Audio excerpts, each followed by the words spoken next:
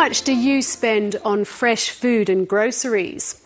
Well, after the mortgage, bills and caring for their special needs son, Alicia Martin and her family of 4 had a budget of $50 for the weekly food spend. Their typical dinner was a pasta bake. She herself was obese. Well, today she's 70 kilos lighter and runs a not-for-profit company called Food Within, based in Western Sydney.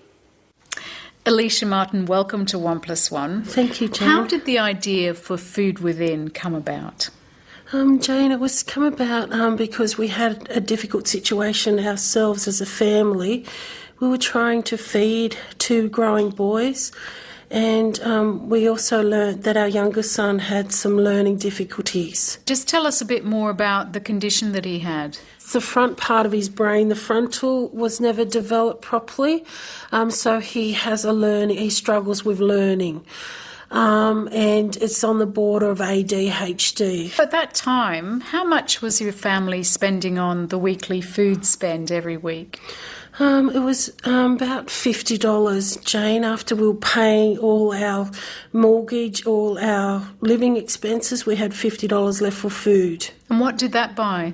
We will put the packs together. Retail, going to buy them at your normal retail shops, was $453. Our local businesses that we work with, they actually give us a wholesale price. We sell the packs to the customers for $200 to feed a family of 4. You know that families can eat healthily if they have one of your packages. What happens after that? How sustainable is your program? We're making it very sustainable. So when a person comes onto our program, they actually have to do a 10-week program. We don't just deliver the food to the families. We actually have set up a basic goal-setting program around the food. We look at 7 areas of their life, such as their finance, their family, their physical, their social, their culture aspects, their education. We actually get them to barter in skills that they already have. The end of the program, their budgets after the 10 weeks, their budget says they can pay $100.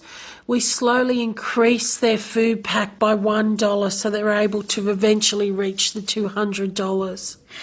When you think of Australia, you don't think of it as a place where there isn't a lot of fresh food available, and also we have a lot of programs about cooking on all the TV networks. Is that the life that you know where you live? To answer the question about the cooking shows, when people are low on food, they will then start selling their furniture to actually provide food. So they may sell their TV to provide food for their families, so they don't have a TV to watch those shows.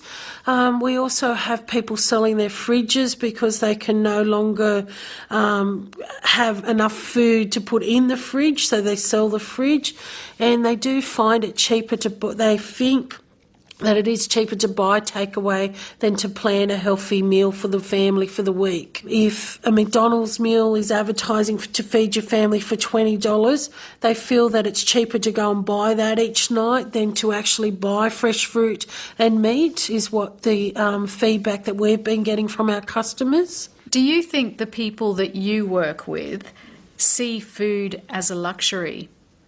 Oh, most definitely. I really do. We had one gentleman come up to us. He would keep his children home from school because he was too embarrassed to send them with no lunch.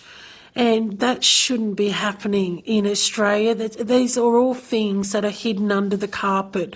We don't talk about them. We don't hear about them. And so to that gentleman, food was actually a luxury item. Who do you blame for this situation, if you blame anyone? I don't blame anyone. I think that we all have to take responsibility for our own selves. I feel that we maybe need To in 5 years' time? Oh, Jane, that's a good question. We're actually just submitted a national proposal. We'd love to see Food Within being the first food agent for centre pay, which means that people receiving the welfare would have a choice of receiving money and food. So every family would have food on the table as part of their payment. Alicia Martin, it's been a pleasure speaking with you. Thank you. Thank you, Jane. Thank you for your time.